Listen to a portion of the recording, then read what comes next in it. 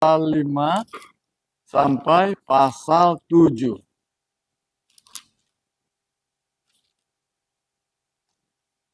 Sebuah pengajaran datang dari Nabi Yesaya yang mendapatkan penglihatan, yang mendapatkan pengalaman yang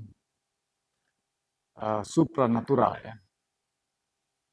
Pasal yang kelima, ayat 1. Aku hendak menyanyikan nyanyian tentang kekasihku. Nyanyian kekasihku tentang kebun anggur. Kekasihku itu mempunyai kebun anggur di lereng bukit yang subur. Ia mencangkulnya dan membuang batu-batunya. Dan menanaminya dengan pokok anggur pilihan. Ia mendirikan sebuah menara jaga di tengah-tengahnya. Dan menggali lubang tempat memeras anggur. Lalu dinantinya supaya kebun itu menghasilkan buah anggur yang baik. Tetapi yang dihasilkannya ialah buah anggur yang asam. Jika kita mendengar dua ayat ini, apa yang terlintas dalam pikiran kita? Pemandangan apa yang sedang terjadi dalam ayat-ayat yang kita baca tadi? Mungkin kita sedang membuat lukisan bahwa ada petani yang sedang mencangkul dan ada tanah yang berbatu dan berumput, beronak duri, dan kemudian dibersihkan. Begitulah gambaran. Tetapi dalam pemandangan pendengar Israel, rupanya peristiwa itu menggambarkan tentang hubungan suami dan istri. Bagaimana seorang suami memelihara, menjaga pasangannya. Bagaimana menjaganya? Tentunya tidak mudah. Harus mendirikan menara jaga, menjaganya, membersihkannya, membuang batu-batunya, dan kemudian berharap dengan menanamnya dapat mendapatkan hasil yang baik. Tetapi yang didapatnya adalah anggur asam. Yang didapatnya adalah hal-hal yang tidak diharapkan sesungguhnya. Anggur yang diharapkan yang tadi, karena dapatnya anggur asam. Inilah akan kulakukan. Aku akan menebang pagar durinya, sehingga kebun itu dimakan habis, dan melanda temboknya, sehingga kebun itu diinjak-injak. Aku akan membuatnya ditumbuhi semak-semak, tidak dirantingi dan tidak disiangi, sehingga tumbuh putri malu dan rumput. Aku akan memerintahkan awan-awan supaya jangan diturunkannya hujan ke atasnya.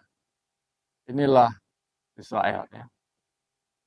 Hubungan Tuhan dengan Israel bagaikan suami dan istri.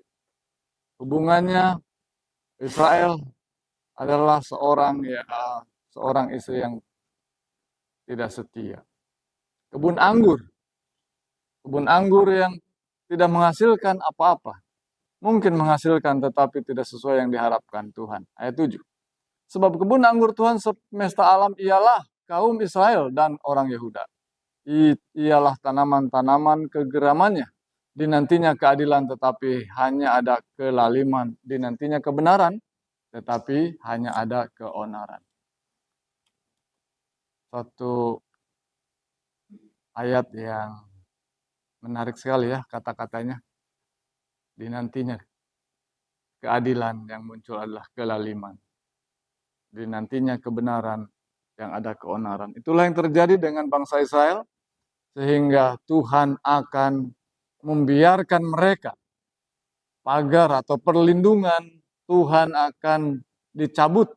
Dan membiarkan mereka diinjak-injak.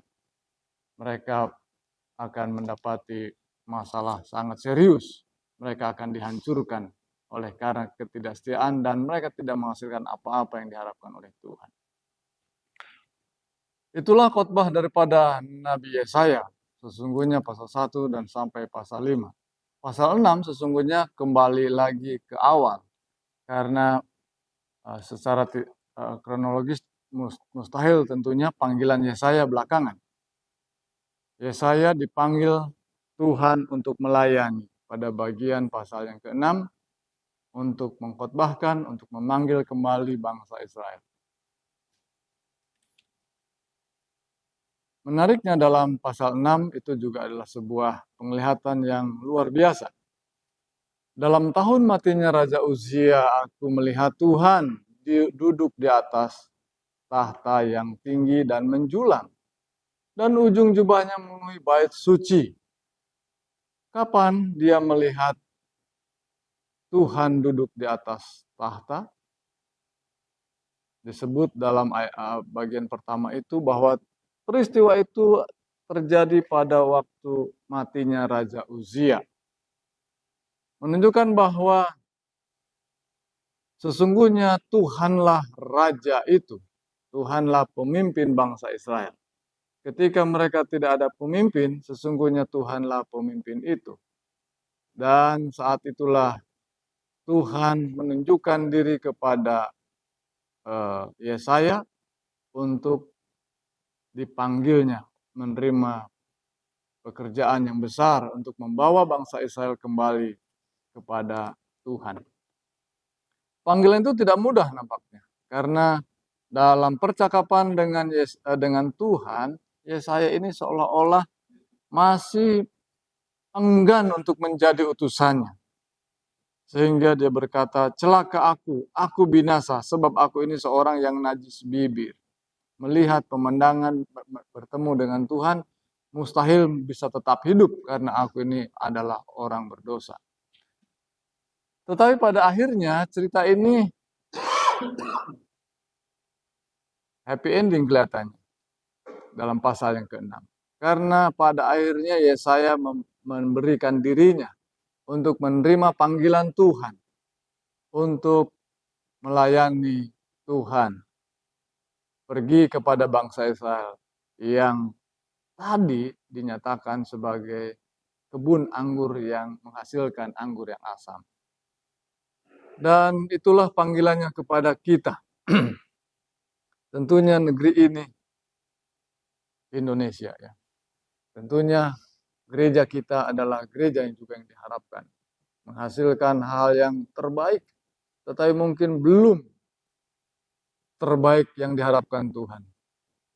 Namun Tuhan terus memanggil kita, khususnya hamba-hamba Tuhan, para pendeta, untuk menyerukan umat Tuhan untuk kembali kepada Tuhan, kepada hal-hal yang berada dalam jalan dan jalurnya Tuhan, sehingga kita dapat menjadi anggur yang manis, anggur yang baik yang dapat dinikmati. Berkat-berkat yang dinyatakan pada kita akan dinikmati oleh banyak orang. Dan pada pasal 7 adalah sebuah nubuatan. Pada zaman Ahaz bin Yotam bin Uzia, Raja Yehuda, maka Rezin, Raja Aram dengan Pekah bin Remalia, Raja Israel, maju ke Yerusalem untuk berperang melawan kota itu. Lihat di sini bahwa belum kering pembicaraan itu, maka nubuatan Tuhan segera digenapi. Sudah mulai ada penyerangan dari kerajaan sebelah. Tetapi walaupun kesulitan-kesulitan itu akan datang, nubuatan itu sepertinya akan membawa kesusahan karena tegak tengkuknya mereka. Tetapi Tuhan dalam segala pekabarannya selalu memberi pengharapan. Pasal 7 diakhiri dengan sebuah pengharapan akan nubuatan munculnya seorang yang akan menyelamatkan mereka, yang disebut dengan Immanuel ya. Saya akan bacakan ayat yang ke-14. Sebab itu Tuhan sendirilah yang akan memberikan kepadamu suatu pertanda. Sesungguhnya seorang perempuan muda mengandung dan akan melahirkan seorang anak laki-laki, dan ia akan menamai dia Immanuel. Ia akan makan daging dan madu sampai ia tahu menolak yang jahat dan memilih yang baik. Sebab sebelum anak itu tahu menolak yang jahat dan memilih yang baik, maka negeri yang kedua kedua rajanya engkau takuti akan ditinggalkan kosong. Ayat ini menunjukkan akan kitab Yesaya adalah kitab yang kita sebut juga Injil, yang lebih sederhana di dalam perjanjian baru, di dalam perjanjian lama. Karena di dalamnya ada sebuah nubuatan tentang lahirnya Sang Mesias yang akan memberikan kedamaian dan memberi kelegaan kepada bangsa Israel yang di dalam hukuman Tuhan oleh karena tegak tengkuknya mereka. Itulah pekabaran Yesaya pasal 5 sampai pasal 7.